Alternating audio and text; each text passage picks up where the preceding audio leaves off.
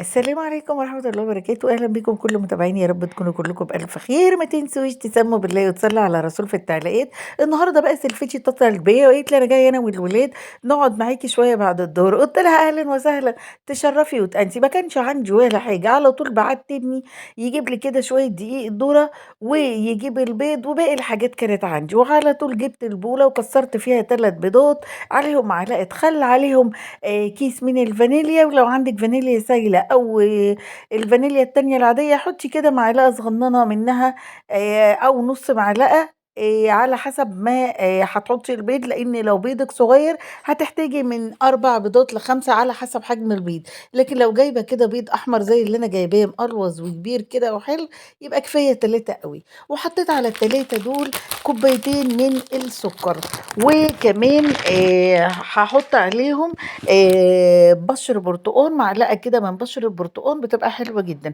أضرب حلو أوي، أوي، أوي السُكّر مع البيض مع الفانيليا مع الخل وامضجهم كويس أوي، وأكون مجهّزة حوالي كوباية ونُص من اللبن، تقدري تستخدمي أي نوع لبن أنتِ بتفضّليه، ونضرب كويس أوي علشان كل المواد السايلة دي تختلط ببعضها.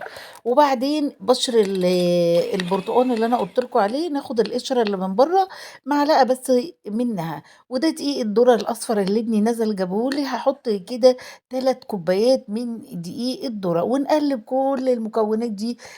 لو ما عندكيش مضرب كهربائي تقدري تقلبيه بأي مضرب عادي ما فيش مشكلة.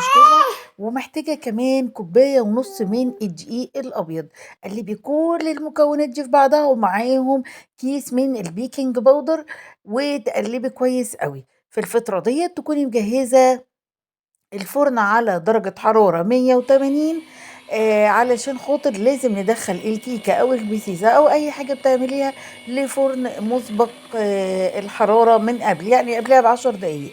معايا إيه، معايا كوباية إلا ربع من زيت الذرة أو زيت عباد الشمس المتوفر عندِك، ومكعبتين حلوين كده من الزبدة.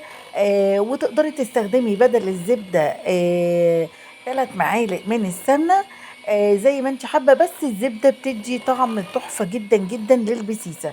قلّبي بقى كويس أوي، طبعًا الجو ساقعة فقطع السمنة ماسكة نفسها، الزبدة ماسكة نفسها، هاقلّب كده كويس وبعدين أدخّل الزبدة زي ما أنتم شايفين أهي دابت معايا وبقت زي الفل. كنت مضلّعة صينية كده مبطّناها برشة دقيق ورشة زيت، وحطيت فيها البسيسة بتاعتي. بُصّي ما شاء الله تحفة، لونها جميل جدًا، ولسه كمان لمّا تخش النار هتطلع ارتفاع وهشاشة وطراوة، وعملتها في ثواني، في ثواني. ما كانش عندي أي حاجة، عملتها في يعني ما خدتش مني 5 دقايق عمايل، وخدت ساعة إلا تِلت في الفرن، وطبعًا بتختبريها بعد تِلت ساعة من دخولها الفرن. وده منظرها في النهاية. ما تنسوش لايك وشير وسبسكرايب.